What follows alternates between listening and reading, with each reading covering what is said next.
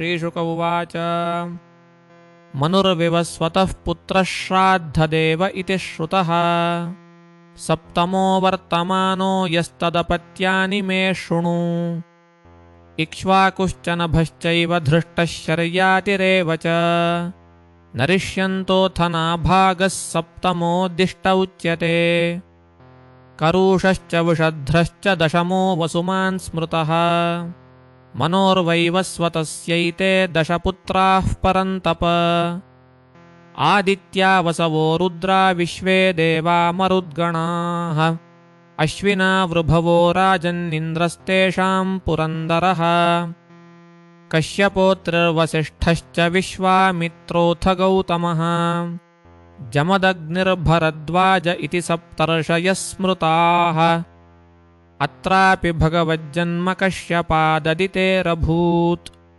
आदित्या नाम वरजो विष्णुर्वामनरूपधृक् संक्षेपतो मयोक्तानि सप्तमन्वन्तराणि ते भविष्याण्यथ वक्ष्यामि विष्णोः शक्त्यान्वितानि च विवस्वतश्च द्वे भार्ये विश्वकर्मसुते उभे संज्ञाछाया च राजेन्द्र ये प्रागभिहिते तव तृतीयां वडवामेके तासां संज्ञासुतास्त्रयः यमो यमी श्राद्धदेवश्छायायाश्च सुतान् शृणु सावर्णिस्तपती कन्या भार्या संवरणस्य या शनैश्चरस्तृतीयो भूदश्विनौ वडवात्मजौ अष्टमे अन्तरे याते सावर्णिर्भविता मनुः निर्मोहविरजस्काद्याः सावर्णे स्तनया नृप तत्र देवाः सुतपसो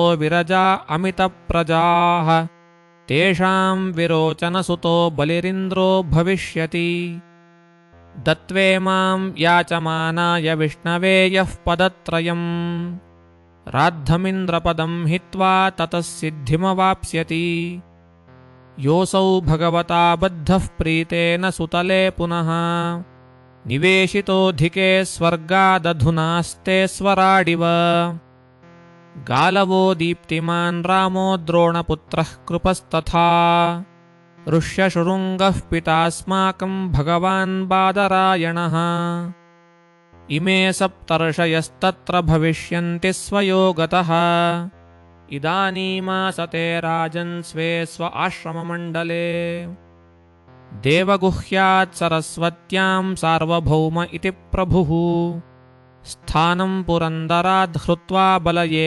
दास्यतीश्वरः नवमो दक्षसावर्णिर्मनुर्वरुणसम्भवः भूतकेतुर्दीप्तकेतुरित्याद्यास्तत्सुता नृप पारामरीचिगर्भाद्या देवा इन्द्रोद्भुतस्मृतः द्युतिमत्प्रमुखास्तत्र भविष्यन्त्ऋषयस्ततः आयुष्मतोऽम्बुधारायां वृषभो भगवत्कलः भविता येन सन्त्रातस्त्रिलोकीं भोक्ष्यतेऽद्भुतः दशमो ब्रह्मसावर्णिरुपश्लोकसुतो महान् तत्सुता भूरिषेणाद्या हविष्मत्प्रमुखा द्विजाः तत्रापि जन्म भविता हरेर्विश्वसृजां गृहे श्रीमूर्तिरिति विख्यातो येनाप्यायेत वै जगत् हविष्मान् सुकृतः सत्यो जयो मूर्तिस्तदा द्विजाः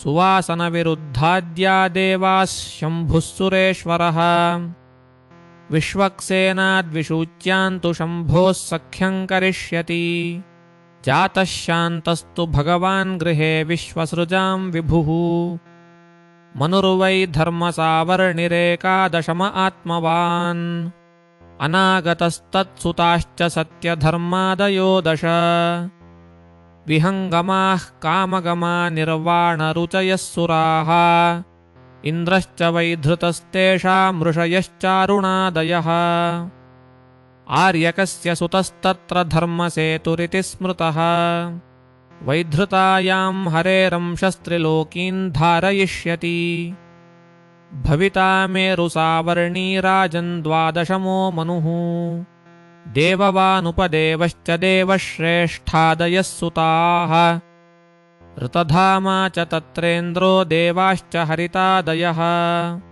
ऋषयश्च तपोमूर्तितपश्चाग्निध्रकादयः स्वधामाख्यो हरेरंशः साधयिष्यति तन्मनोः अन्तरं सत्यमहसः सूनृतायाः सुतो विभुः मनुस्त्रयोदशो भाव्यो देवसावर्णिरात्मवान् चित्रसेन विचित्राद्या देवसावर्णिदेहजाः देवाः सुकर्मसुत्रामसंज्ञा इन्द्रो दिवस्पतिः निर्मोकतत्त्वदर्शाद्या भविष्यन्तृषयस्तदा देवहोत्रस्य तनय उपहर्ता दिवस्पतेः योगेश्वरो हरेरंशो बृहत्यां सम्भविष्यति मनुर्वा इन्द्रसावर्णिश्चतुर्दशमयेष्यते जन्तुभिरववर्याद्या इन्द्रसावर्णिवीर्यजाः विचित्राश्चाक्षुषा देवाः शुचिरिन्द्रो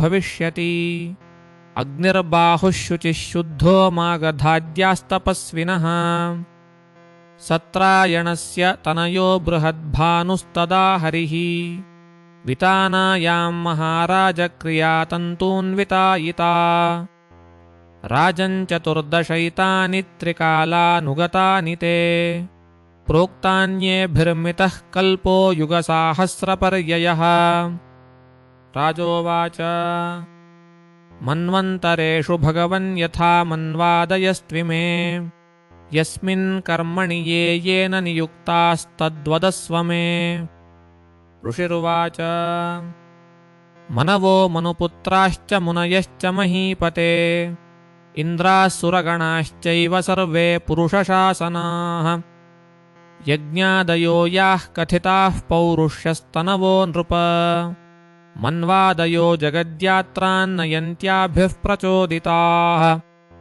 चतुर्युगान्ते कालेन ग्रस्ताञ्च्छुतिगणान् यथा तपसा ऋषयो पश्यन् यतो धर्मः सनातनः ततो धर्मं चतुष्पादं मनवो हरिणोदिताः युक्ताः सञ्चारयन्त्यद्धा स्वे स्वे काले महीनृपाः पालयन्ति प्रजापाला यावदन्तं विभागशः यज्ञभागभुजो देवा ये च तत्रानुकीर्तिताः इन्द्रो भगवता दत्तान् त्रैलोक्यश्रियमूर्जिताम् भुञ्जानः पाति लोकान् स्त्रीन् कामं लोके प्रवर्षति ज्ञानं चानुयुगं ब्रूते हरिः सिद्धस्वरूपधृक् ऋषिरूपधरः कर्मयोगं योगेशरूपधृक् सर्गं प्रजेशरूपेण दस्यून्हन्ति स्वराड्वपुः कालरूपेण सर्वेषामभावाय पृथग्गुणः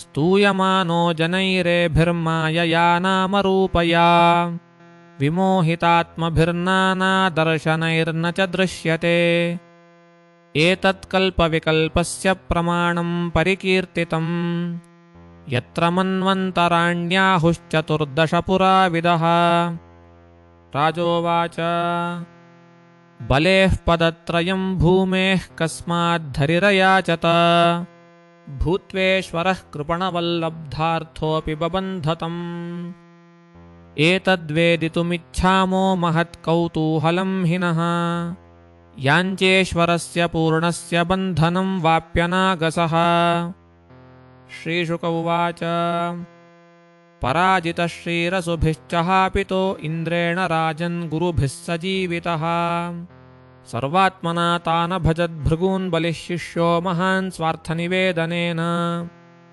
तं ब्राह्मणा भृगवः प्रीयमाणा अयाजयन् विश्वजिता त्रिलोकम् जिगीषमाणं विधिनाभिषिच्य महाभिषेकेण महानुभावाः ततो रथः काञ्चनपट्टबद्धो हयाश्च हर्यश्वतुरङ्गवर्णाः ध्वजश्च सिंहेन विराजमानो हुताशनादासहविर्भिरिद्घात् धनुश्च दिव्यं पुरटोपनद्धन्तूणावरिक्तौ कवचं च दिव्यम् पितामहस्तस्य ददौ च मालामम्लानपुष्पाञ्जलजं च शुक्रः एवं स विप्रार्जितयोधनार्थस्तैः कल्पितस्वस्त्ययनोऽथ विप्रान् प्रदक्षिणीकृत्य कृतप्रणामः प्रह्लादमामन्त्र्य नमश्चकार।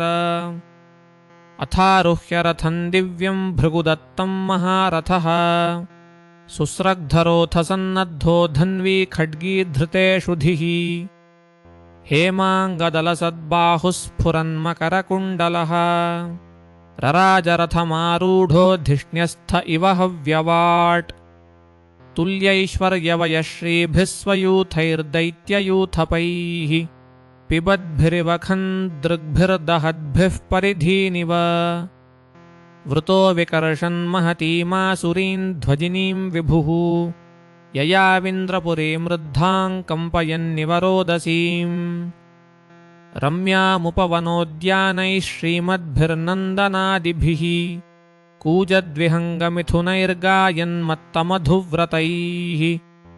प्रवालफलपुष्पोरुभारशाखामरद्रुमैः हंससारसचक्राह्वकारण्डवकुलाकुलाम्।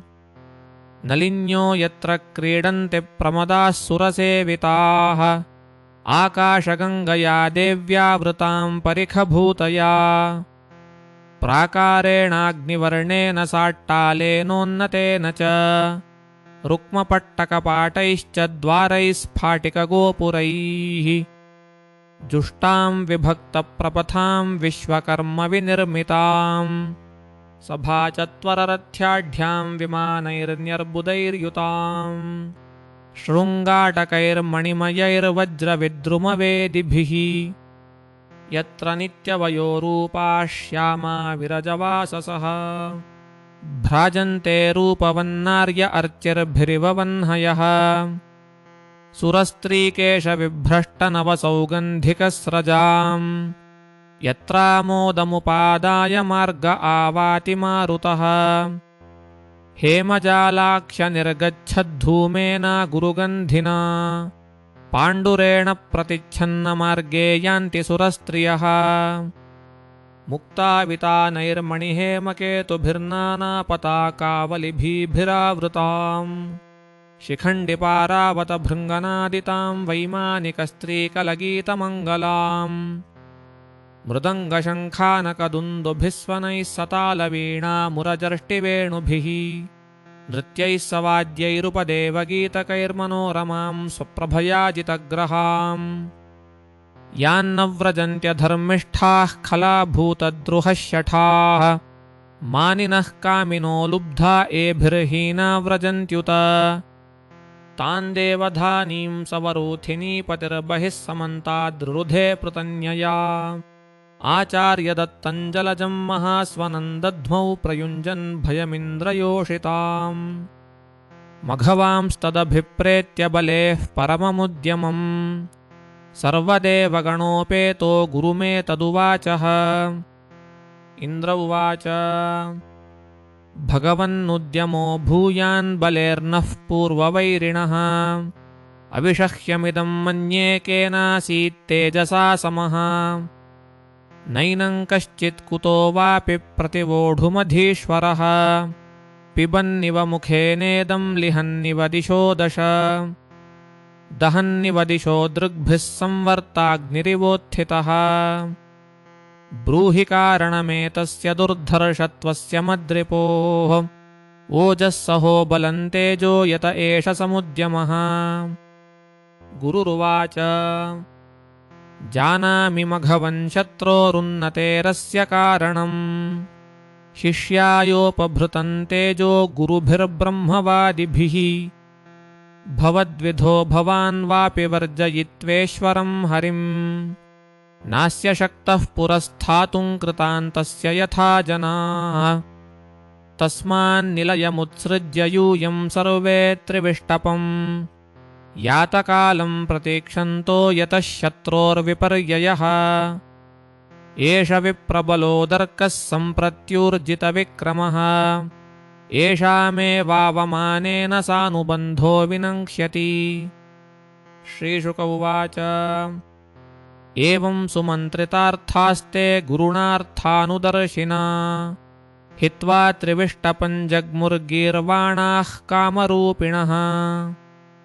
देवेष्वतिविलीनेषु बलिर्वैरोचनः पुरीम् देवधानीमधिष्ठाय वशन्निन्ये जगत्त्रयम् तं विश्वजयिनं शिष्यं भृगवः शिष्यवत्सलाः शतेन हयमेधानाम् अनुव्रतमयाजयन् ततस्तदनुभावेन भुवनत्रयविश्रुताम् कीर्तिं दिक्षु वितन्वानः सरेज उडुराडिव बुभुजे च श्रियं श्रुद्धान् द्विजदेवोपलम्भिताम् कृतकृत्यमिवात्मानं मन्यमानो महामनाः।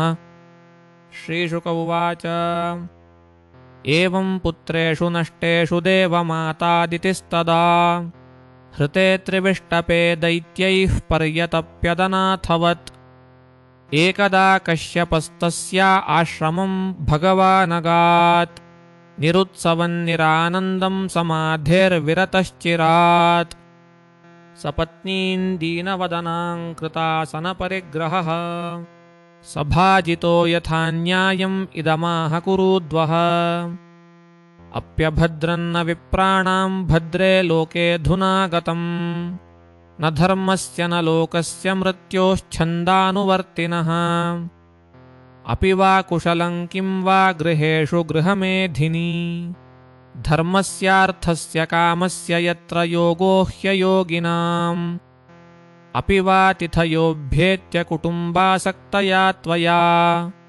गृहादपूजिता याताः प्रत्युत्थानेन वा क्वचित् गृहेषु येष्वतिथयो नार्चिताः सलिलैरपि यदि निर्यान्ति ते नूनं प्रेतराजगृहोपमाः अप्यग्नयस्तु वेलायान्न हुता हविषा सति त्वयोद्विग्नधिया भद्रे प्रोषिते मयि कर्हिचित् यत्पूजया कामदुघान् यान्ति लोकान् गृहान्विताः ब्राह्मणोऽग्निश्च वै विष्णोः सर्वदेवात्मनो मुखम् अपि सर्वे कुशलिनस्तव पुत्रा मनस्विनी लक्षये स्वस्थमात्मानं भवत्या लक्षणैरहम्। अदितिरुवाच भद्रं द्विजगवां ब्रह्मन् धर्मस्यास्य जनस्य च त्रिवर्गस्य परं क्षेत्रं गृहमेधिन् गृहा इमे अग्नयो तिथयो भृत्या भिक्षवो ये च लिप्सवः सर्वं भगवतो ब्रह्मन्ननुध्यानान्नरिष्यति को नु मे भगवन् कामो न सम्पद्येत मानसः यस्या भवान् प्रजाध्यक्ष एवं धर्मान् प्रभाषते तवैव मारीच मनःशरीरजाः प्रजा इमाः सत्त्वरजस्तमोजुषः मनोरथं तासु सुरादिषु प्रभो यथा विभागं भजते महेश्वरः तस्मादंशं भजन्त्या मे श्रेयश्चिन्तय सुव्रत हृतश्रियो हृतस्थानाः सपत्नैः पाहि नः प्रभो परैर्विवासिता साहं मग्ना व्यसनसागरे ऐश्वर्यं श्रीर्यशस्थानं हृतानि प्रबलैर्मम यथा तानि पुनः साधो प्रपद्येरन्ममात्मजाः तथा विधेहि कल्याणं धिया कल्याणकृत्तमा। श्रीशुक उवाच एवमभ्यर्थितोदित्याकस्तामाह स्मयन्निव अहो मायाबलं विष्णोः स्नेहबद्धमिदं जगत् क्व देहो भौतिको नात्मा क्व चात्मा प्रकृतेः परः कस्य के पतिपुत्राद्या मोह एव हि कारणम् उपतिष्ठस्व पुरुषं भगवन्तं जनार्दनम् सर्वभूतगुहावासं वासुदेवं जगद्गुरुम् सविधास्यति ते कामान् हरिर्दीनानुकम्पनः अमोघा भगवद्भक्तिर्नेतरेति मतिर्मम। अदितिरुवाच केनाहं विधिना ब्रह्मन्नुपस्थास्ये जगत्पतिं यथा मे सत्यसङ्कल्पो विदध्यात् समनोरथम् आदिशत्वं द्विजश्रेष्ठविधिं तदुपधावनम् आशुतुष्यति मे देवः सीदन्त्याः सह पुत्रकैः।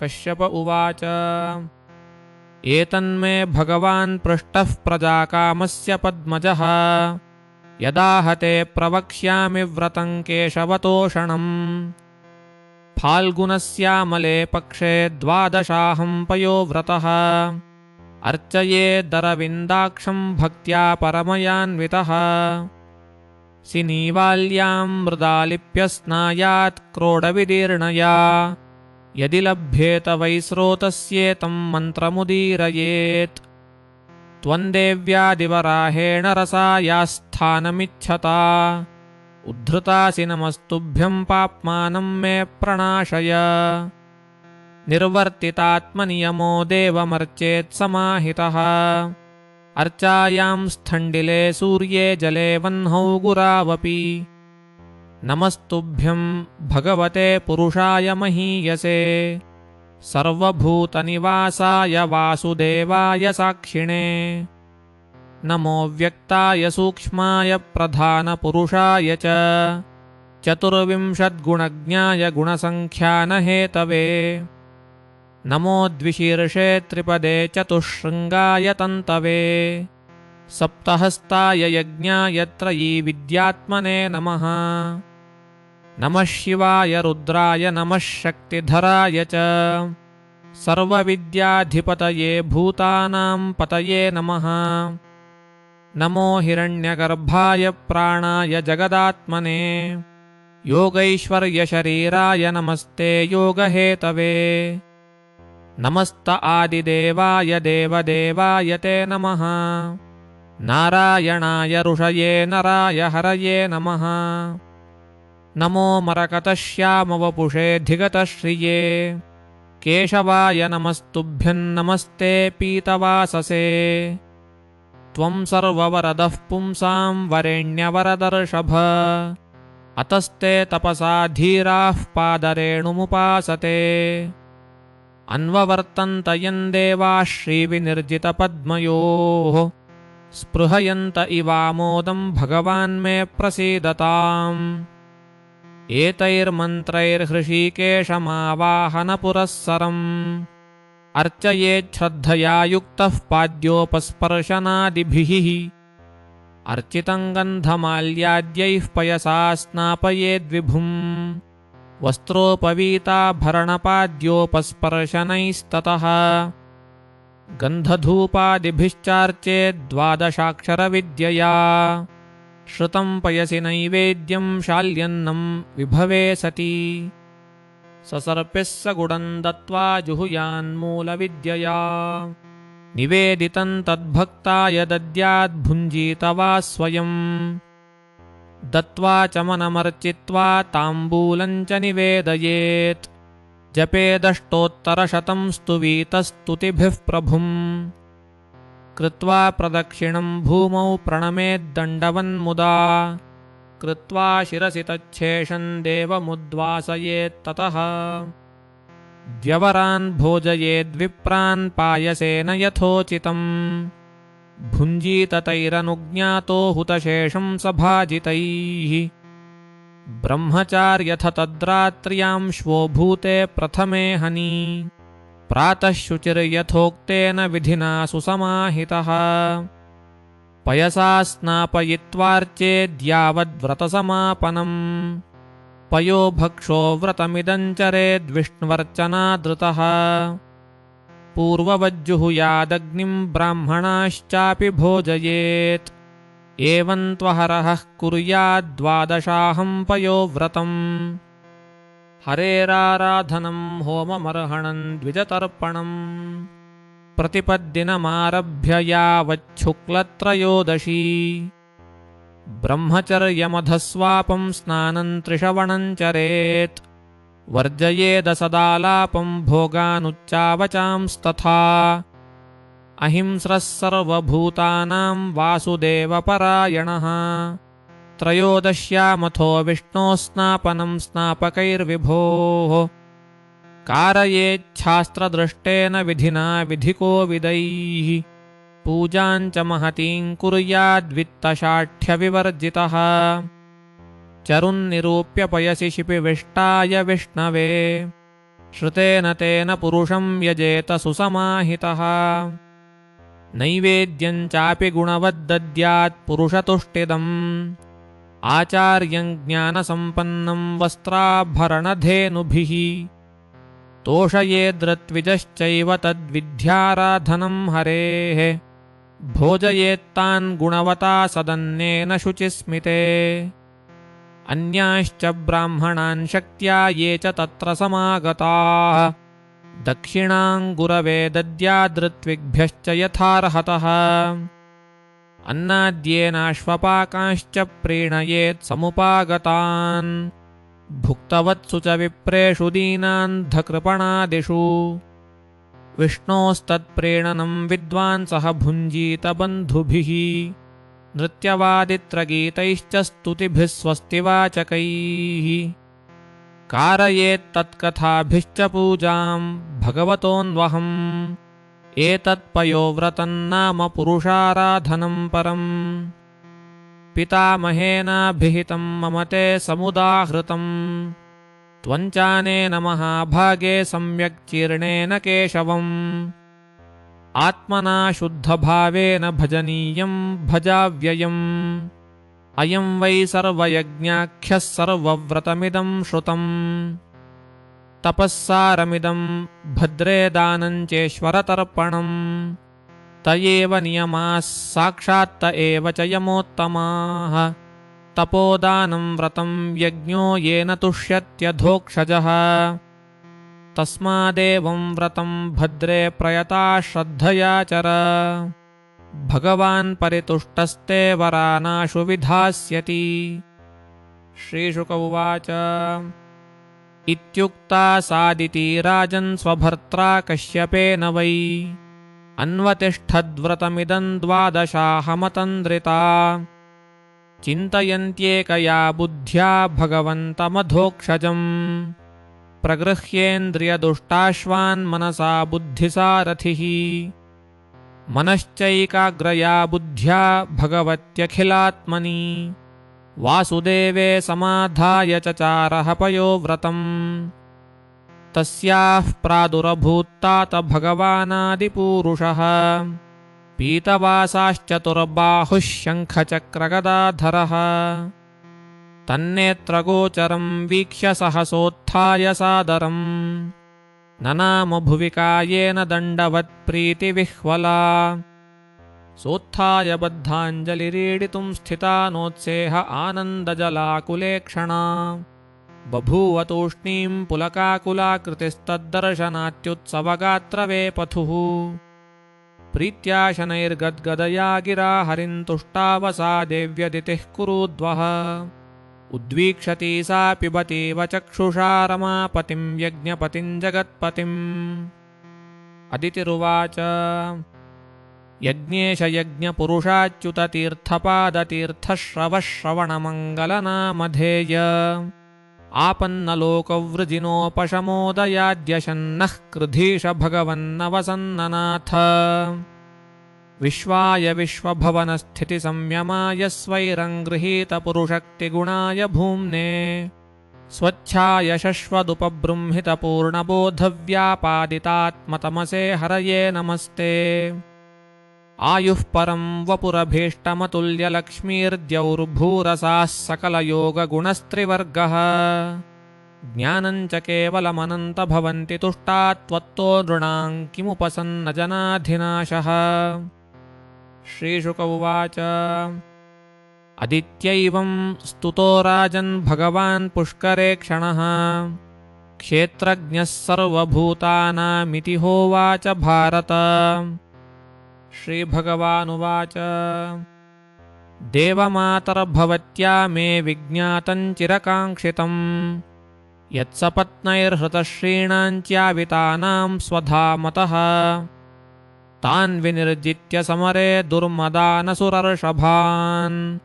प्रतिलब्धजयश्रीभिः पुत्रैरिच्छस्युपासितुम् इन्द्रज्येष्ठैश्च तनयैर्हतानां युधिविद्विषाम् स्त्रियो रुदन्तीरासाद्य द्रष्टुमिच्छसि दुःखिताः आत्मजान् सुसमृद्धान् स्वान् प्रत्याहृतयशः श्रियः नाकपृष्ठमधिष्ठाय क्रीडतो द्रष्टुमिच्छसि। प्रायोऽधुना ते सुरयूथनाथा अवारणीया इति देवि मे मतिः।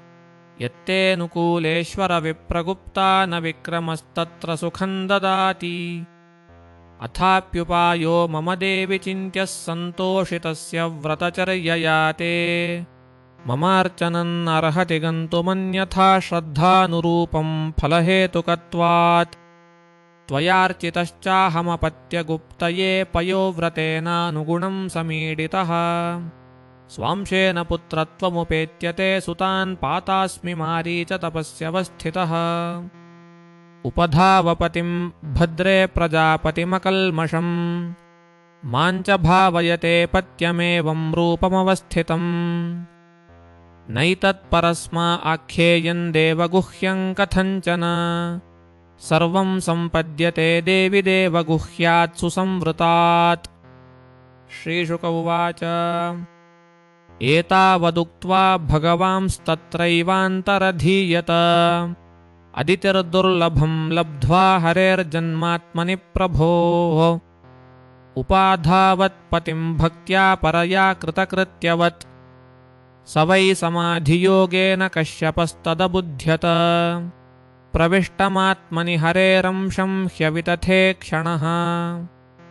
सोदित्यां वीर्यमाधत्त तपसा चिरसंभृतम्।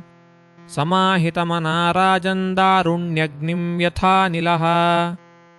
अदित्यान्निहितं गर्भं भगवन्तं सनातनम्। हिरण्यगर्भो विज्ञाय समीडे गुह्यनामभिः। ब्रह्मोवाच जयोरुगाय भगवन्नुरुक्रम नमोऽस्तु ते। नमो ब्रह्मण्यदेवाय त्रिगुणाय नमोऽस्तु ते। पृश्निगर्भाय देवाय वेदगर्भाय वेधसे। त्रिगुणाय त्रिपृष्ठाय शिपिविष्टाय विष्णवे। त्वमादिरन्तो भुवनस्य मध्यमनन्तशक्तिं पुरुषं यमाहुः। कालो भवानाक्षिपतीश विश्वं स्रोतो यथाम्भः पतितं गभीरम्। त्वं वै प्रजानां स्थिरजङ्गमानां प्रजापतीनामसि सम्प्रविष्टः। दिवौकसान् देवदिवश्च्युतानां परायणं नौरिव मज्जतोऽप्सु। श्रीशुक उवाच इत्थं विरिञ्चिस्तुतकर्मवीर्यः प्रादुर्बभूवामृतभूरदित्याम्। चतुर्भुजः शङ्खगदाब्जचक्रः पिशङ्गवासा नलिनायते क्षणः। श्यामावदातो झषराजकुण्डलत्विषोल्लसच्छ्रीवदनाम्बुजः पुमान्। श्रीवत्सवक्षावलयाङ्गदोल्लसत्किरीटकाञ्ची गुणचारुनूपुरः। मधुव्रतव्रातविघुष्टया स्वया विराजितः श्रीवनमालया हरिः। प्रजापतेर्वेश्मतमस्वरोचिषा विनाशयन् कण्ठनिविष्टकौस्तुभः। दिशः प्रसेदुः सलिलाशयास्तदा प्रजाः पृष्ठोष्टारुतवो गुणान्विताः। द्यौरन्तरिक्षं क्षितिरग्निजिह्वा गावो द्विजाः सञ्जहृषुर्नगाश्च। शोणायां श्रवणद्वादश्यां मुहूर्तेऽभिजिति प्रभुः। सर्वे नक्षत्रताराद्याश्चक्रुस्तज्जन्मदक्षिणम्। द्वादश्यां सविता तिष्ठन्मध्यं दिनगतो नृप। विजया नाम सा प्रोक्ता यस्याञ्जन्मविदुर्हरेः। शङ्खदुन्दुभयो मृदङ्गपणवानकाः। चित्रवादित्रतूर्याणां निर्घोषस्तुमलोऽभवत्। प्रीताश्चाप्सरसो नृत्यन् गन्धर्वपतयो जगुः। तुष्टुवुर्मुनयो देवा मनवः पितरोऽग्नयः। सिद्धविद्याधरगणाः सखिं पुरुषकिन्नराः। चारणायक्षरक्षांसि सुपर्णभुजगोत्तमाः। गायन्तोऽभिप्रशंसन्तो नृत्यन्तो विबुधानुगाः। अदित्या आश्रमपदं कुसुमैः समवाकिरन्। दृष्ट्वादितिस्तन्निजगर्भसम्भवं परं पुमांसं मुदमापविस्मिता। गृहीतदेहं निजयोगमायया प्रजापतिश्चाह जयेति विस्मितः। यत्तद्वपुर्भाति विभूषणायुधैरव्यक्तवद्व्यक्तमधारयद्धरिः बभूव तेनैव स वामनो वटुः सम्पश्यतोर्दिव्यगतिर्यथा नटः तं वटुं वामनं दृष्ट्वा मोदमाना महर्षयः कर्माणि कारयामासुः पुरस्कृत्य प्रजापतिम् तस्योपनीयमानस्य सावित्रीं सविता ब्रवीत् बृहस्पतिर्ब्रह्मसूत्रं मेखलां कश्यपो ददौ कृष्णाजिनं भूमिर्दण्डं सोमो वनस्पतिः कौपीनाच्छादनं माताद्यौश्छत्रं जगतः पतेः कमण्डलुं वेदगर्भः कुशान् सप्तर्षयो ददुः अक्षमालां महाराजसरस्वत्यक्षयात्मनः तस्मा इत्युपनीताय यक्षराट्पात्रिकामदात् भिक्षां भगवती साक्षादुमादादम्बिका सती सब्रह्मवर्चसेनैव सभां सम्भावितो वटुः ब्रह्मर्षिगणसञ्जुष्टाम् अत्यरोचतमारिषः समिद्धमाहितं वह्निं कृत्वा परिसमूहनम् परिस्तीर्य समभ्यर्च्य समिद्भिरजुहोद्विजः श्रुत्वाश्वमेधैर्यजमानमूर्जितं बलिं भृगूणामुपकल्पितैस्ततः जगाम तत्राखिलसारसंभृतो भारेण गां सन्नमयन् पदे पदे तन्नर्मदायास्तट उत्तरे बलेर्यज्ञर्त्विजस्ते भृगुवत्ससंज्ञके प्रवर्तयन्तो भृगवः क्रतूत्तमं व्यचक्षतारादुदितं यथा रविम् तत्रर्त्विजो यजमानः सदस्या हतत्विषो वामनतेजसा नृप सूर्यः किमायात्यथवा विभावसुः सनत्कुमारोऽथ दिदृक्षया क्रतोः इत्थं स शिष्येषु भृगुष्वनेकधा वितर्क्यमाणो भगवान् स वामनः सदण्डछत्रं सजलं कमण्डलुं विवेश बिभ्रद्हयमेधवाटम् मौञ्ज्या मेखलया वीतमुपवीताजिनोत्तरम् जटिलं वामनं विप्रं मायामाणवकं हरिम् प्रविष्टं वीक्ष्य भृगवः स शिष्यास्ते सहाग्निभिः प्रत्यगृह्णन् समुत्थाय संक्षिप्तास्तस्य तेजसा यजमानः प्रमुदितो दर्शनीयं मनोरमम् रूपानुरूपावयवन् तस्मा आसनमाहरत् स्वागतेनाभिनन्द्याथ पादौ भगवतो बलिः अवनिज्यार्चयामास मुक्तसङ्गं मनोरमम् तत्पादशौचं कलिकल्मषापहं स धर्मविन्मूर्ध्न्यदधात्सु मङ्गलम् यद्देवदेवो गिरिशश्चन्द्रमौलिर्दधारमूर्ध्ना परया च भक्तया बलिरुवाच स्वागतं ते नमस्तुभ्यं ब्रह्मन् किङ्करवामते ब्रह्मर्षीणां तपः साक्षान्मन्ये त्वार्यवपुर्धरम् अद्य नः पितरस्तृप्ता अद्य नः पावितं कुलम् अद्य स्विष्टः क्रतुरयं यद्भवानागतो गृहान्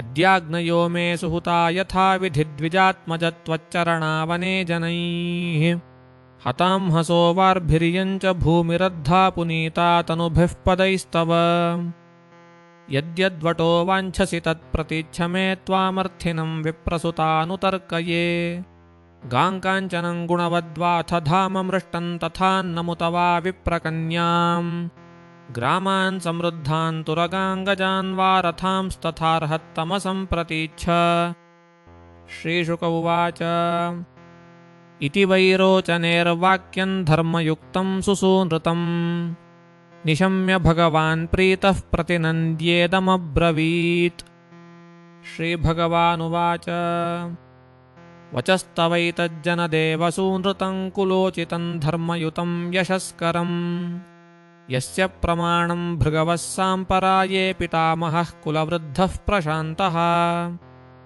न ह्येतस्मिन् कुले कश्चिन्निस्सत्त्वः कृपणः पुमान् प्रत्याख्याता प्रतिश्रुत्य यो वादाता द्विजातये न सन्ति तीर्थे युधिवार्थिनार्थिताः पराङ्मुखा ये त्वमनस्विनो नृप युष्मत्कुले यद्यशसामलेन प्रह्लाद उद्भाति यथोडुपःखे यतो जातो हिरण्याक्षश्चरन्नेक इमां महीं प्रतिवीरन् दिग्विजयेनाविन्दत गदायुधः यं विनिर्जित्य कृच्छ्रेण विष्णुः क्ष्मोद्धार आगते नात्मानं जयिनं मेने तद्वीर्यं भूर्यनुस्मरन् निशम्य तद्वधं भ्राता हिरण्यकशिपुः पुरा हन्तुं भ्रातृहणं क्रुद्धो जगामनिलयं हरेः तमायान्तं समालोक्य शूलपाणिं कृतान्तवत्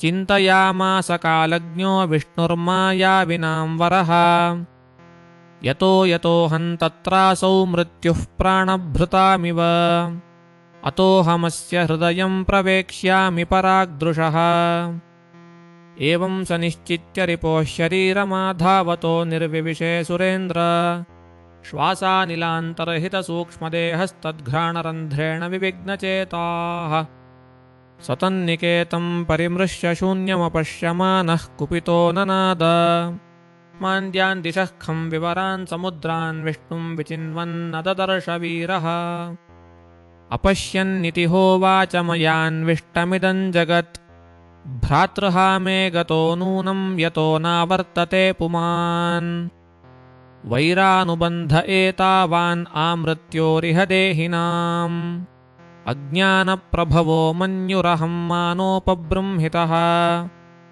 पिता प्रह्लादपुत्रस्ते तद्विद्वान् द्विजवत्सलः स्वमायुर्द्विजलिङ्गेभ्यो देवेभ्यो दात्स याचितः भवानाचरिता धर्मान् आस्थितान् गृहमेधिभिः ब्राह्मणैः पूर्वजैः शूरैरन्यैश्चोद्दामकीर्तिभिः तस्मात् त्वत्तो महीमीषद्वृणेऽहं वरदर्शभ पदानि त्रीणि दैत्येन्द्रसंमितानि पदा मम नान्यन्ते कामये राजन् वदान्याज्जगदीश्वरात् नैनः प्राप्नोति वै विद्वान् यावदर्थं प्रतिग्रहात् बलिरुवाच अहो ब्राह्मणदायादवाचस्ते वृद्धसम्मताः त्वं बालो बालिशमतिस्वार्थं प्रत्यबुधो यथा मां वचोभिः समाराध्य लोकानामेकमीश्वरम्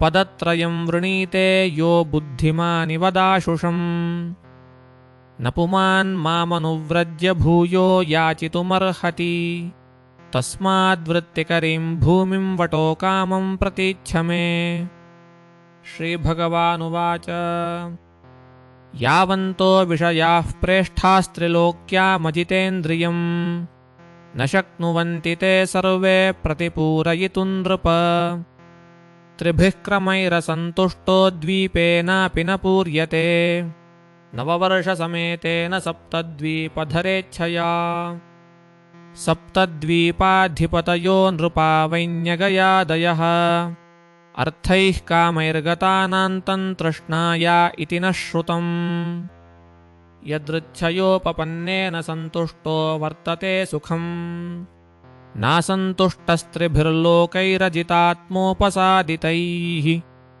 पुंसोऽयं संसृतेर्हेतुरसन्तोषोऽर्थकामयोः यदृच्छयोपपन्नेन सन्तोषो मुक्तये स्मृतः यदृच्छालाभतुष्टस्य तेजो विप्रस्य वर्धते तत्प्रशाम्यत्यसन्तोषादम्भसेवाशुषुक्षणिः तस्मात् त्रीणि पदान्येव वृणे त्वद्वरदर्शभात् एतावतैव सिद्धोऽहं वित्तं यावत् प्रयोजनम् श्रीशुक उवाच इत्युक्तः सह सन्नाहवाञ्छितं प्रतिगृह्यताम् वामनाय महीं दातुं जग्राह जलभाजनम् विष्णवेक्ष्मां प्रदास्यन्तमुशना असुरेश्वरम् जानंश्चिकीर्षितं विष्णोः शिष्यं प्राहविदां वरः उशना उवाच एष वैरोचने साक्षात् भगवान् विष्णुरव्ययः कश्यपाददितेर्जातो देवानां कार्यसाधकः प्रतिश्रुतं त्वयैतस्मै यदनर्थमजानता न साधु मन्ये दैत्यानां महानुपगतो न यः एष ते स्थानमैश्वर्यं श्रुतं तेजो यशः श्रुतम् दास्यत्याच्छिद्य शक्राय मायामाणवको हरिः त्रिभिः क्रमैरिमाल् लोकान् विश्वकायः क्रमिष्यति सर्वस्वं विष्णवे दत्त्वा मूढवर्तिष्यसे कथम् क्रमतो गां पदैकेन द्वितीयेन दिवं विभोः खञ्चकायेन महता तार्तीयस्य कुतो गतिः निष्ठान्तन्नरकं मन्ये ह्यप्रदातुः प्रतिश्रुतम् प्रतिश्रुतस्य योनीशः प्रतिपादयितुं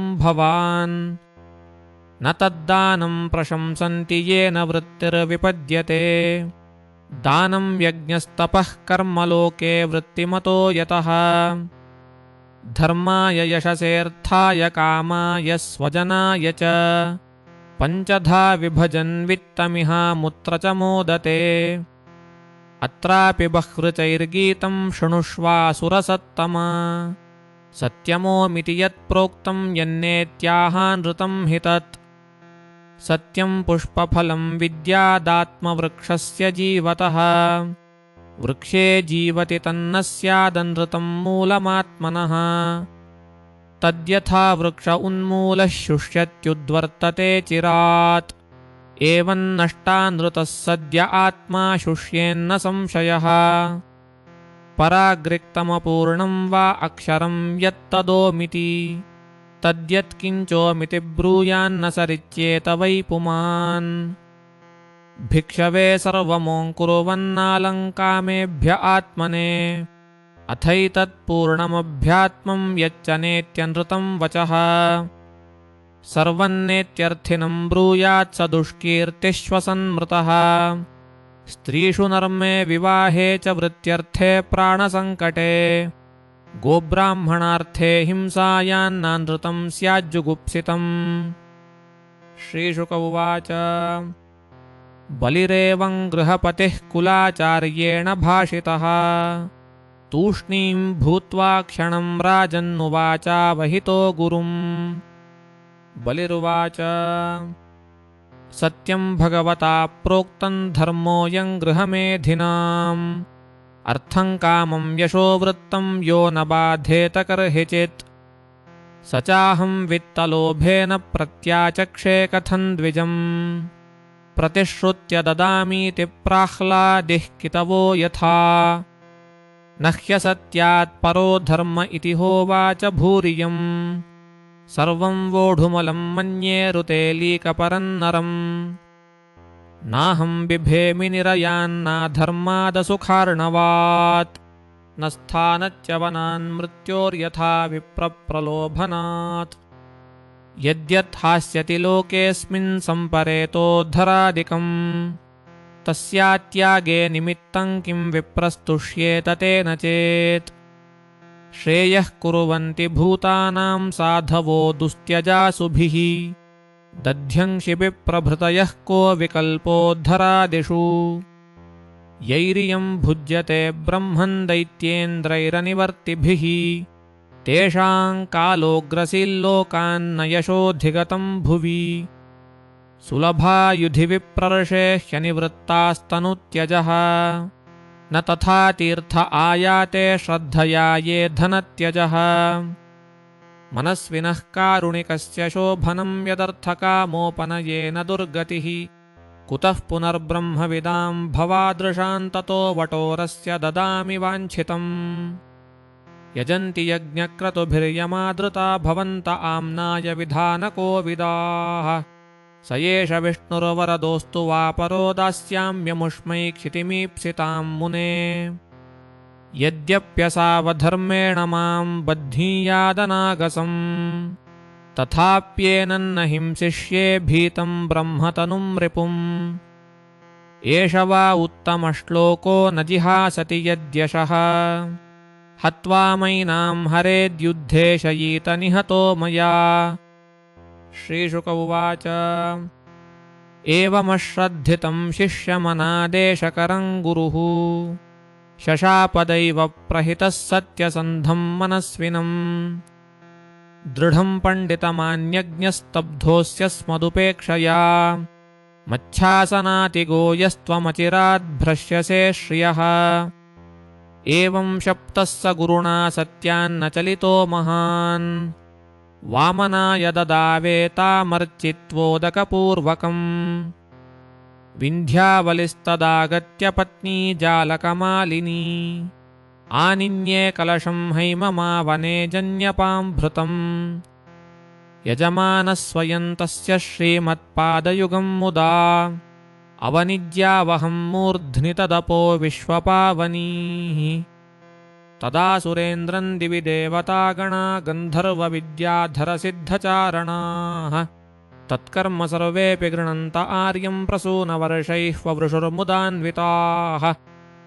नेदुर्मुहुर्दुन्दुभयः सहस्रशो गन्धर्व किं पूरुष किन्नरा जगुः मनस्विनानेन कृतं सुदुष्करं विद्वानदाद्यद्रिपवे जगत्त्रयम् तद्वामनं रूपमवर्धताद्भुतं हरेरनन्तस्य गुणत्रयात्मकम् भूखण्डिशोद्यौर्विवराः पयोधयस्तिर्यङ्घ्रिदेवा ऋषयः सदासन् काये बलिस्तस्य महाविभूतेः सहर्त्विगाचार्यसदस्य एतत् ददर्श विश्वं त्रिगुणं गुणात्मके भूतेन्द्रियार्थाशयजीवयुक्तम् रसामचष्टाङ्घ्रितलेऽथ पादयोः महीं महिध्रान् पुरुषस्य जङ्घयोः पतत्रिणो जानुनि विश्वमूर्तेरूर्वोर्गणं मरुतामिन्द्रसेनः सन्ध्यां विभोर्वाससि गुह्य ऐक्षत् प्रजापतीं जघने स्वात्ममुख्यम् नाभ्यान्नभः कुक्षिषु सप्तसिन्धूनुरुक्रमस्योरसि रुक्षमालाम् हृद्यङ्गधर्मं स्तनयोर्मुरारे ऋतं च सत्यं च मनस्यथेन्दुम् श्रियं च वक्षस्य रविन्दहस्तां कण्ठे च सामानि समस्तरेफान् इन्द्रप्रधानानमरान् भुजेषु तत्कर्णयोः ककुभोद्यौश्च मूर्धनि केशेषु मेघान् श्वसनन्नासिकायामक्ष्णोश्च सूर्यं वदने च वह्निम् वाण्या च छन्दां शिरसे जलेशं भ्रुवोर्निषेधं च विधिं च पक्ष्मसु अहश्च रात्रिं च परस्य पुंसो मन्युं ललाटे धर एव लोभम् स्पर्शे च कामं नृपरेतस्य मम्भः पृष्ठे त्वधर्मं क्रमणेषु यज्ञम् छायासु मृत्युं हसिते च मायान्तनूरुहेष्वौषधिजातयश्च नदीश्च नाडीषु शिलानखेषु बुद्धावजन् देवगणान् ऋषीश्च प्राणेषु गात्रे स्थिरजङ्गमानि क्षणार्धमात्रेण विवृद्धमूर्तेः सर्वात्मनीदं भुवनं निरीक्ष्य सर्वे सुराः कश्मलमापुरङ्ग सुदर्शनं चक्रमसह्यतेजो धनुश्च शार्ङ्गं स्तनयित्नुघोषम् पर्जन्यघोषो जलजः पाञ्चजन्यः कौमोदकी विष्णुगदातरस्विनी वैद्याधरोऽसि शतचन्द्रयुक्तस्तूणोत्तमावक्षयसायकौ च सुनन्दनन्दौ उपतस्थुरीशं पार्षादमुख्याः सह लोकपालाः स्फुरत्किरीटाङ्गदमीनकुण्डलश्रीवत्सरत्नोत्तममेखलाम्बरैः मधुव्रतस्रग्वनमालयावृतो राजराजन् क्षितिं पदैकेन बलेर्विचक्रमेण नभःशरीरेण दिशश्च बाहुभिः पदं द्वितीयं क्रमतस्त्रिविष्टपन्नवैतृतीयस्य तदीयमण्वपि उरुक्रमस्याङ्घ्रिरुपर्यथो दिवो महर्जनाभ्यां तपसः परङ्गतः श्रीशुक उवाच सतं समीक्ष्याब्जभवो नखेन्दुभिर्हृतस्वधामद्युतिरावृतोऽभ्यगात् मरीचिमिश्रारुषयो बृहद्व्रताः सनन्दनाद्या नरदेवयोगिनः वेदोपवेदानियमायमान्वितास्तर्केतिहासाङ्गपुराणसंहिताः ये चापरे योगसमीरदीपितज्ञानाग्निना रन्धितकर्मकल्मषाः ववन्दिरे यत्स्मरणानुभावतः स्वायम्भुवन् धाम गता अकर्मकम् अथाङ्घ्रये प्रोन्नमिताय विष्णोरुपाहरत्पद्मभवोर्हणोदकम्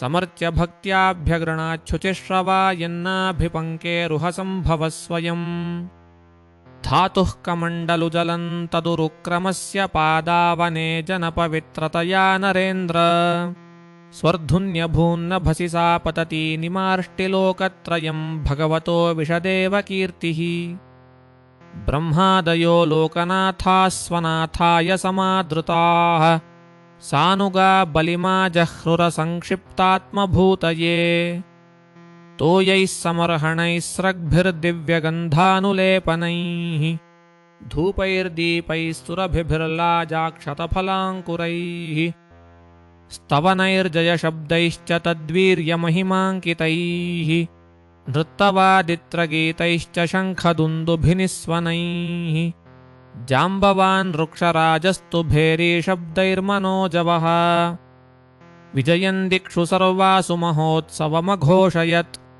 महीं सर्वां दृष्ट्वा त्रिपदव्याजयाञ्चया ऊचुस्वभर्तुरसुरादीक्षितस्यात्यमर्षिताः न वा अयं ब्रह्मबन्धुर्विष्णुर्मायाविनां द्विजरूपप्रतिच्छन्नो देवकार्यं चिकीर्षति अनेन याचमानेन शत्रुणा बहुरूपिणा सर्वस्वन्नो हृतं भर्तुर्न्यस्तदण्डस्य बर्हिषि सत्यव्रतस्य सततं दीक्षितस्य विशेषतः नानृतं भाषितुं शक्यं ब्रह्मण्यस्य दयावतः तस्मादस्य वधो धर्मो भर्तुः शुश्रूषणं च नः इत्यायुधानि जगृहुर्बलेरनुचरासुराः ते सर्वे वामनं हन्तुं शूलपट्टिशपाणयः अनिच्छतो बले राजन् प्राद्रवञ्जातमन्यवः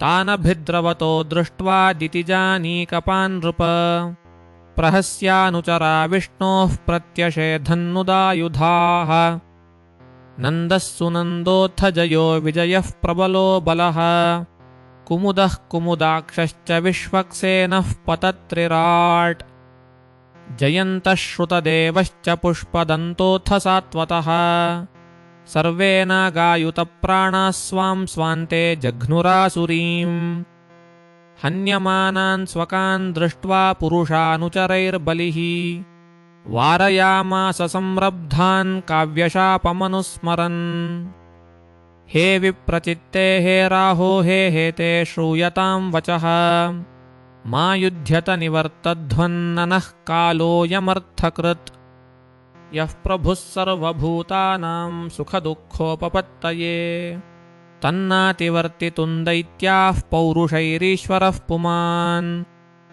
यो नो भवाय प्रागासीद भवाय दिवौकसाम् स एव भगवानद्य वर्तते तद्विपर्ययम् बलेन सचिवैर्बुद्ध्या दुर्गमन्त्रौषधादिभिः सामादिभिरुपायैश्च कालन्नात्येति वै जनः भवद्भिर्निर्जिताः ह्येते बहुशोऽनुचरा हरेः दैवरुद्धास्त एवाद्य युधि जित्वा नदन्ति नः एतान् वयं विजेष्यामो यदि दैवं प्रसीदति तस्मात् कालं प्रतीक्षध्वं योनोऽर्थत्वाय कल्पते।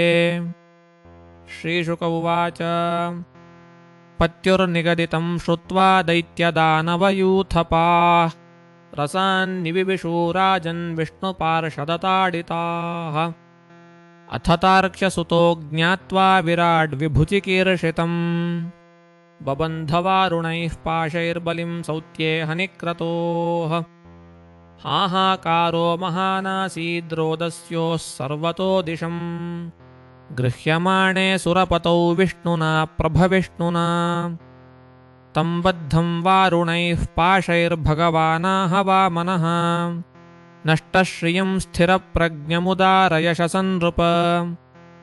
श्रीभगवानुवाच पदानि त्रीणि दत्तानि भूमेर्मह्यं त्वया सुर द्वाभ्यां क्रान्ता मही सर्वा तृतीयमुपकल्पय यावत्तपत्यसौ गोभिर्यावदिन्दुः सहोडुभिः यावद्वर्षति पर्जन्यस्तावती भूरियं तव पदैकेन मया क्रान्तो भूर्लोको विवरैः सह स्वर्लोकस्तु द्वितीयेन पश्यतस्ते मयात्मना प्रतिश्रुतमदातुस्ते निरये वासयिष्यते विषत्वन्निरयम् तस्माद्गुरुणा चानुमोदितः यो विप्राय प्रतिश्रुत्य न तदर्पयते क्वचित् वृथा मनोरथस्तस्य दूरं स्वर्गात् पतत्यधः विप्रलब्धो ददामीति त्वयाहं चाद्यमानिना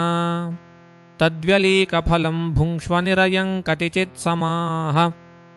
श्रीशुक उवाच एवं विप्रकृतो राजन् बलिर्भगवतासुरः भिद्यमानोऽप्यभिन्नात्मा प्रत्याह विक्लवं वचः।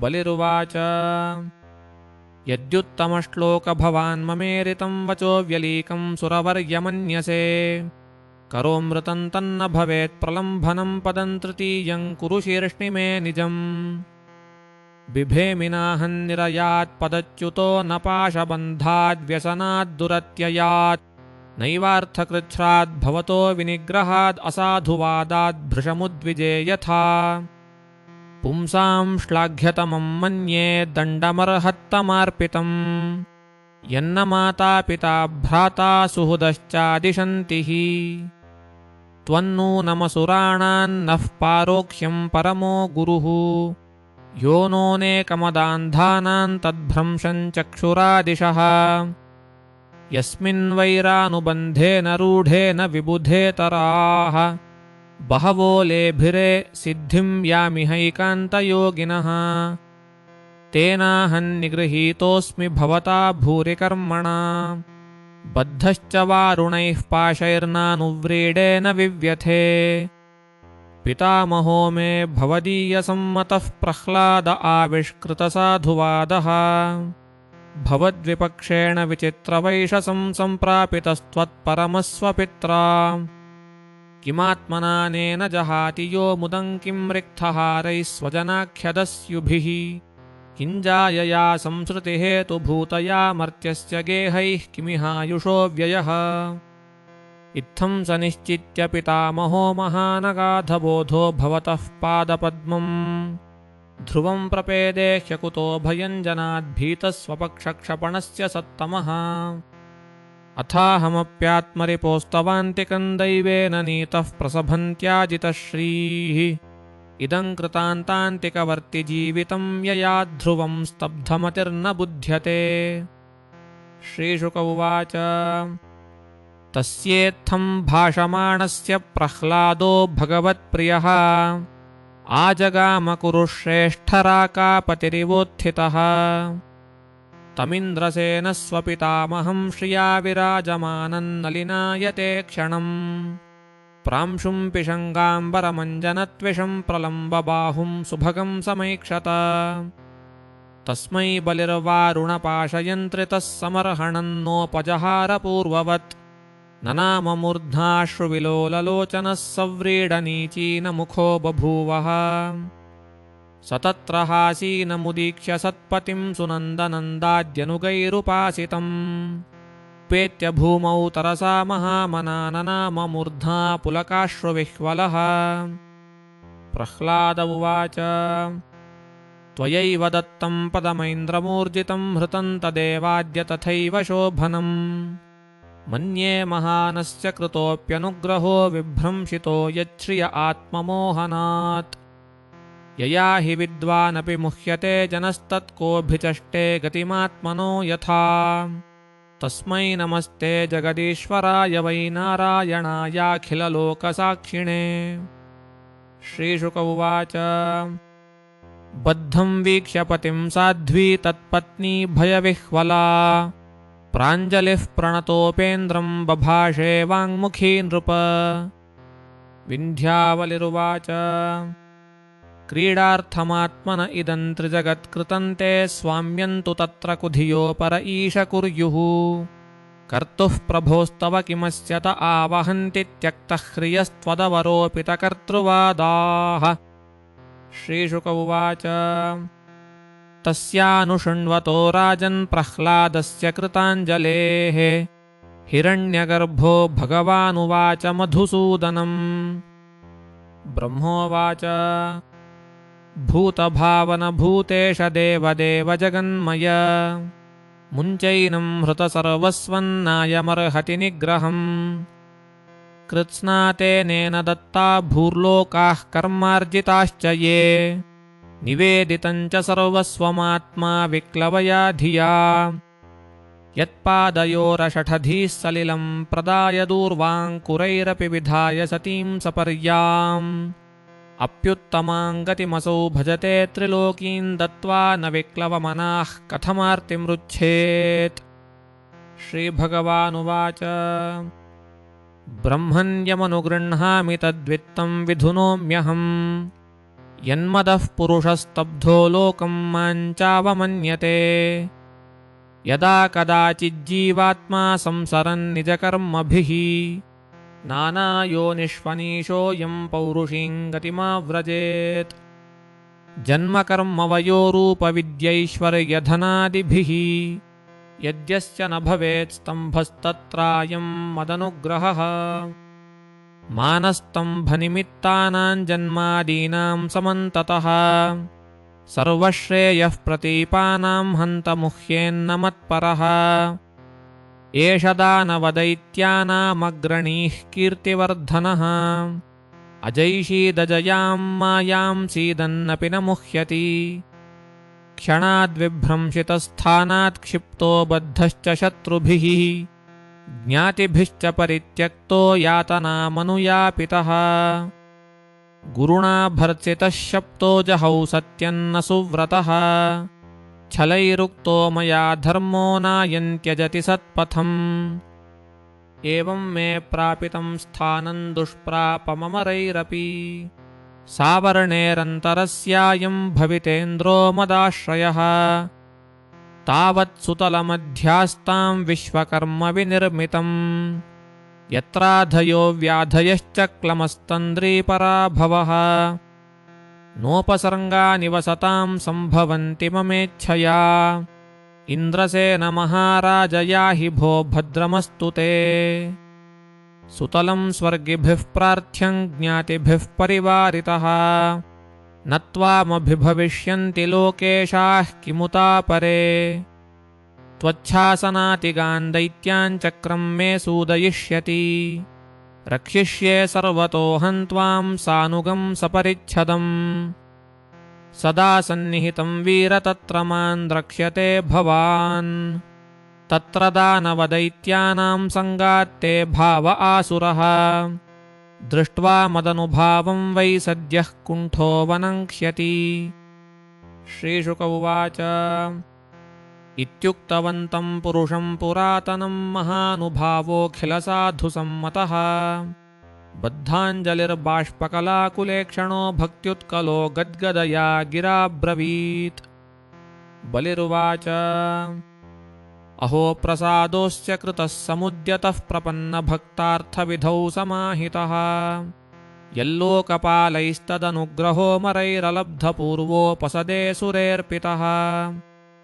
श्रीशुक उवाच इत्युक्त्वा हरिमानम्य ब्रह्माणं स भवन्ततः विवेशसुतलं प्रीतो बलिर्मुक्तः सहासुरैः। एवमिन्द्राय भगवान् प्रीत्या नीयत्रिविष्टपम् पूरयित्वादितेः काममशासत् सकलं जगत्। लब्धप्रसादनिर्मुक्तं पौत्रं वंशधरं बलिम् निशाम्य भक्तिप्रवणः प्रह्लाद इदमब्रवीत्। प्रह्लाद उवाच नेमं विरिञ्चो लभते प्रसादन्न श्रीर्न शर्वः किमुतापरेते। यन्नो सुराणामसि दुर्गपालो विश्वाभिवन्द्यैरभिवन्दिताङ्घ्रिः। यत्पादपद्ममकरन्दनिषेवणेन ब्रह्मादयः शरणदाश्नुवते विभूतीः। कस्माद्वयं कुसृतयः खलयो न यस्ते दाक्षिण्यदृष्टिपदवीं भवतः प्रणीताः। चित्रन्तवेहितमहोमितयोगमायालीलाविसृष्टभुवनस्य विशारदस्य। सर्वात्मनः समदृशो विषमस्वभावो भक्तप्रियो यदसि कल्पतरुस्वभावः।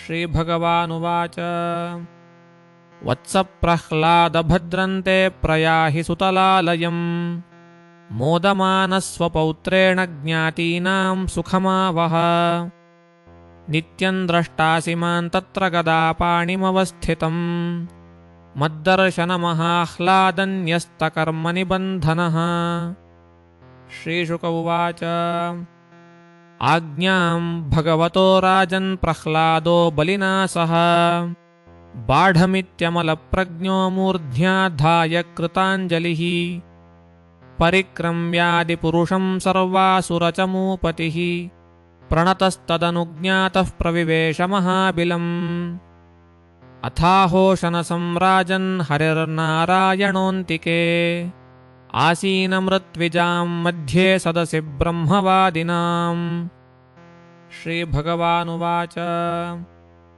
ब्रह्मन् सन्तनुशिष्यस्य कर्मच्छिद्रं वितन्वतः यत्तत्कर्मसु वैषम्यं ब्रह्मदृष्टं समं भवेत् श्रीशुक्र उवाच कुतस्तत्कर्म वैषम्यं यस्य कर्मेश्वरो भवान् यज्ञेशो यज्ञपुरुषः सर्वभावेन पूजितः मन्त्रतस्तन्त्रतश्छिद्रं देशकालार्हवस्तुतः सर्वं करोति निश्छिद्रमनुसङ्कीर्तनं तव तथापि वदतो भूमन् करिष्याम्यनुशासनम् एतच्छ्रेयः परं पुंसां यत्तवाज्ञानुपालनम् श्रीशुक्र उवाच अभिनन्द्य हरेराज्ञामुशना भगवानिति यज्ञच्छिद्रं समतनोद्बलेर्विप्रर्षिभिः सह एवं बलेर्महीं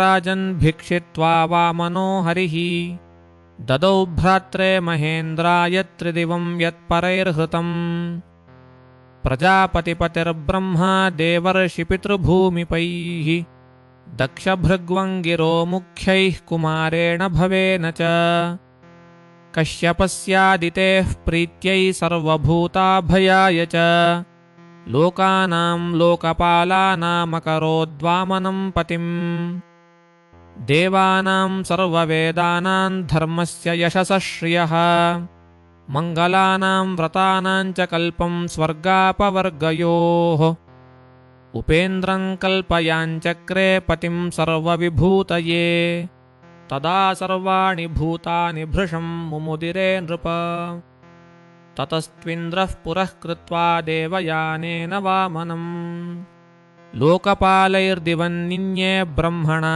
चानुमोदितः आप्यत्रिभुवनं चेन्द्र उपेन्द्रभुजपालितम् श्रिया परमया जुष्टो मुमुदे गतसाध्वसः ब्रह्मा शर्वः कुमारश्च भृग्वाद्या मुनयो नृप पितरः सर्वभूतानि सिद्धा वैमानिकाश्च ये सुमहत्कर्म तद्विष्णोर्गायन्तः परमाद्भुतम् धिष्ण्यानि स्वानि ते जग्मुरदितिं च शशंसिरे सर्वमेतन्मयाख्यातं भवतः कुरु नन्दन उरुक्रमस्य चरितं श्रोतॄणामघमोचनम् पारं महिन्न उरुविक्रमतो मुरारेः ह्यः पार्थिवान्यपि कविर्विममे रजांसि किञ्जायमान उत जात उपैति मर्त्य इत्याह मन्त्रदृगृषिः पुरुषस्य यस्य य इदं देवदेवस्य हरेरद्भुतकर्मणः अवतारानुचरितं शृण्वन् याति परां गतिम् क्रियमाणे कर्मणीदं दैवे पित्रेऽथ मानुषे यत्र यत्रानुकीर्त्येत तत्तेषां सुकृतं विदुः राजोवाच भगवन् श्रोतुमिच्छामि हरेरद्भुतकर्मणः अवतारकथामाद्यां मायामत्स्यविडम्बनाम् यदर्थमदधाद्रूपं मात्स्यं लोकजुगुप्सितं तमः प्रकृतिदुर्मर्षं कर्मग्रस्त इवेश्वरः एतन्नो भगवन् सर्वं यथावद्वक्तुमर्हसि उत्तमश्लोकचरितं सर्वलोकसुखावहम् सूत उवाच इत्युक्तो विष्णुरातेन भगवान् बादरायणिः उवाच चरितं विष्णोर्मत्स्यरूपेण यत्कृतम्।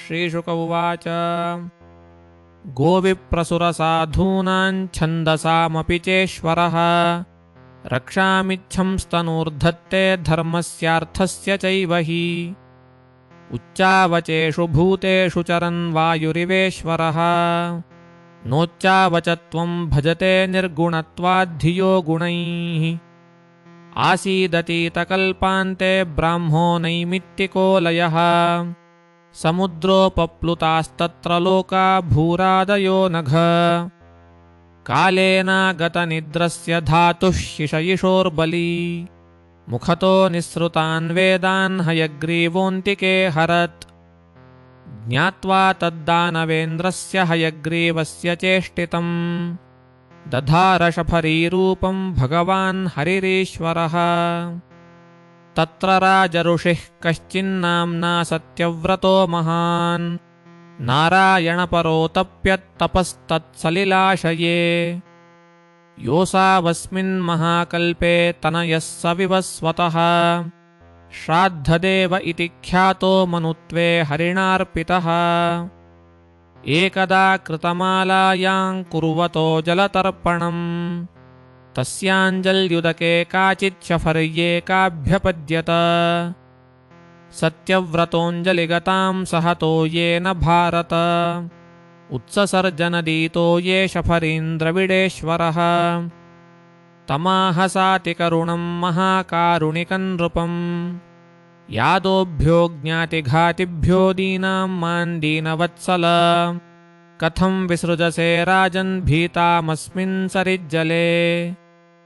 श्रीशुक उवाच तमात्मनोऽनुग्रहार्थं प्राप्तं मत्स्यवपुर्धरम् अजानन् रक्षणार्थाय शफर्याः समनो दधे तस्यादीनतरं वाक्यमाश्रुत्य स महीपतिः कलशाप्सु निधायैनान् दयालुर्निन्य आश्रमम् सा तु तत्रैकरात्रेण वर्धमाना कमण्डलौ अलब्धात्मावकाशं वा इदमाह महीपतिम् नाहं कमण्डलावस्मिन् कृच्छ्रं वस्तुमिहोत्सहे कल्पयौकः सुविपुलं यत्राहन्निवसे सुखम् स येनान्तत आदायन्यधादौ दञ्चनोदके तत्र क्षिप्ता मुहूर्तेन हस्तत्रयमवर्धत। मीन उवाच नम एतदलं राजन् सुखं वस्तुमुदञ्चनम् पृथुदेहि पदं मह्यं यत्त्वाहं शरणं गता। श्रीशुक उवाच तत आदाय सा राज्ञा क्षिप्ता राजन् सरोवरे तदावृत्यात्मना सर्वं महामीनोऽन्ववर्धत। मीन उवाच नैतन्मे स्वस्तये राजन्नुदकं सलिलौकसः निधेहि रक्षायोगेन ह्रदे मामविदासिनी इत्युक्तः सोनयन्मत्स्यं तत्र तत्राविदासिनी जलाशये संवितन्तं समुद्रे प्राक्षिपज्झषम् क्षिप्यमाणस्तमाहेदमिह मां मकरादयः अदन्त्यतिबलावीरमान्नेहोत्स्रष्टुमर्हसि एवं विमोहितस्तेन वदता वल्गुभारतीम् तमाहको भवानस्मान्मत्स्यरूपेण मोहयन् नैवं वीर्यो जलचरो दृष्टोऽस्माभिः श्रुतोऽपि वा यो भवान् योजनशतमह्नाय व्यानशे सरः नूनं त्वं भगवान् साक्षात् हरिर्नारायणो व्ययः अनुग्रहाय भूतानां धत्से रूपं जलौकसाम् नमस्ते पुरुषश्रेष्ठस्थित्युत्पत्त्यप्ययेश्वर भक्तानां नः प्रपन्नानां मुख्यो ह्यात्मा गतिर्विभो सर्वे लीलावतारास्ते भूतानां भूतिहेतवे ज्ञातुमिच्छाम्यदो रूपं यदर्थं भवता धृतम् न ते रविन्दाक्षपदोपसर्पणं मुधा भवेत् सर्वसुहृत्प्रियात्मनः यथेतरेषां पृथगात्मनां सतामदीदृशो यद्वपुरद्भुतं हिनः इति ब्रुवाणन् नृपतिं जगत्पतिः सत्यव्रतं मत्स्यवपुर्युगक्षये विहर्तुकामः प्रलयार्णवे ब्रवीच्चिकीर्षुरेकान्तजनप्रियं प्रियः। श्रीभगवानुवाच सप्तमेऽद्यतनादूर्ध्वमहन्येतदरिन्दम निमङ्क्ष्यत्यप्ययाम्भोधौ त्रैलोक्यं भूर्भुवादिकम् त्रिलोक्यां लीयमानायां संवर्ताम्भसि वै तदा उपस्थास्यति नौः काचिद्विशाला त्वां मयेरिता त्वन्तावदौषधीः सर्वा बीजान्युच्चावचानि च सप्तर्षिभिः परिवृतः सर्वसत्त्वोपबृंहितः आरुह्य बृहतीन्नावं विचरिष्यस्य विक्लवः एकार्णवे निरालोके ऋषीणामेव वर्चसा दोधूयमानान्तान्नावं समीरेण बलीयसा उपस्थितस्य मे शृङ्गे निबध्नीहि महाहिना अहं त्वां ऋषिभिः साकं सहनावमुदन्वती विकर्षन् विचरिष्यामि यावद्ब्राह्मी निशा प्रभो मदीयं महिमानं च परं ब्रह्मेति शब्दितम् वेत्स्यस्यनुगृहीतं मे सम्प्रश्नैर्विवृतं हृदि।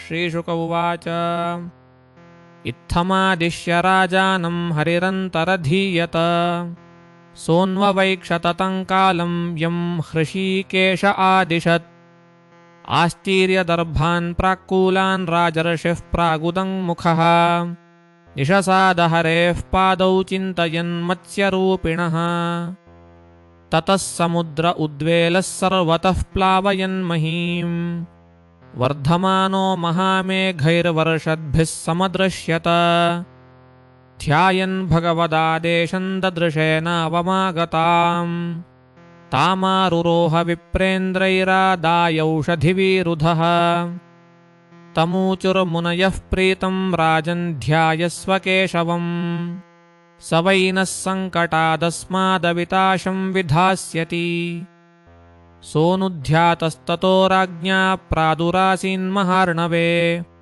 एकशृङ्गधरो मत्स्यो हैमो नियुतयो जनः निबध्यनावन्तच्छृङ्गे यथोक्तो हरिणा पुरा वरत्रेणाहिना तुष्टस्तुष्टावमधुसूदनम् राजोवाच अनाद्यविद्योपहतात्मसंविदस्तन्मूलसंसारपरिभ्रमातुराः यदृच्छयेहोपसृतायमाप्नुयुर्विमुक्तिदो नः परमो गुरुर्भवान् जनो बुधो यन्निजकर्मबन्धनः सुखेच्छया कर्म समीहते सुखम् यत्सेवयातां विधुनोत्यसन्मतिं ग्रन्थिं विभिन्द्यादृदये स नो गुरुः यत्सेवयाग्नेरिवरुद्ररोदनं पुमान् विजह्यान्मलमात्मनस्तमः भजेत वर्णन् निजमेष सोऽव्ययो भूयात् स ईशः परमो गुरोर्गुरुः न यत्प्रसादायुतभागलेशमन्ये च देवा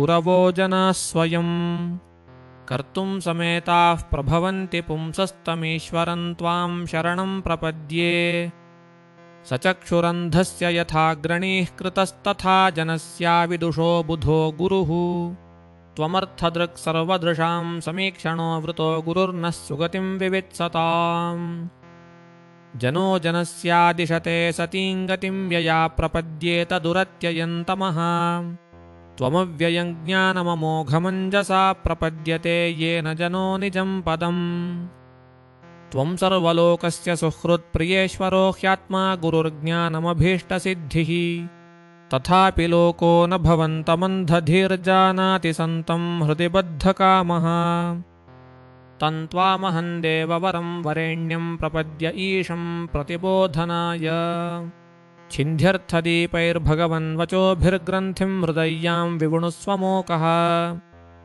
श्रीशुक उवाच इत्युक्तवन्तं नृपतिं भगवानादिपूरुषः मत्स्यरूपी महाम्भोधौ विहरंस्तत्त्वमब्रवीत् पुराणसंहितां दिव्यां साङ्ख्ययोगक्रियावतीं सत्यव्रतस्य राजर्षेरात्मगुह्यमशेषतः अश्रौषीदृशिभिः साकमात्मतत्त्वमसंशयम् नाव्यासीनो भगवता प्रोक्तं ब्रह्म सनातनम् अतीते प्रलयापाय उत्थिताय च वेधसे हत्वासुरं हयग्रीवं वेदान् प्रत्याहरद्धरिः स तु सत्यव्रतो राजा ज्ञानविज्ञानसंयुतः विष्णोः प्रसादात् कल्पेऽस्मिन्नासीद्वैवस्वतो मनुः सत्यव्रतस्य राजर्षेर्माया मत्स्यस्य शार्गिणः संवादं महदाख्यातं श्रुत्वा मुच्येत किल्बिषात् अवतारं हरेर्यो मुङ्कीर्तयेदन्वहन्नरः सङ्कल्पास्तस्य सिद्ध्यन्ति प्रयाति परमाङ्गतिम् प्रलयपयसि धातुः सुप्तशक्तेर्मुखेभ्यः श्रुतिगणमपनीतं प्रत्युपादत्तहत्वा दितिजमकथयच्च ब्रह्म सत्यव्रताय तमहमखिलहेतुञ्जिह्ममीनन्नतोऽस्मि।